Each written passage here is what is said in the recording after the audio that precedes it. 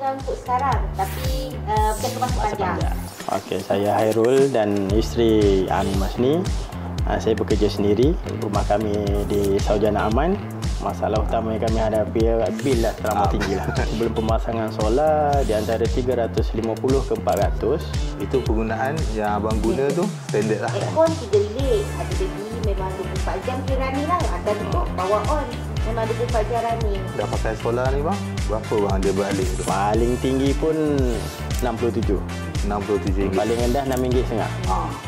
Tip-top lah. Servis semua tip-top. Dari segi permulaan dengan Harry, dari segi pemasangan, apa semua okey lah. Orang semua yang di luar sana, kalau tak nak pening kepala bulan-bulan fikir bil tu 300 apa semua kan, pasanglah solar. Sebab bukan keuntungan untuk sekarang, tapi bukan masa panjang. Watergo Solar terbaik.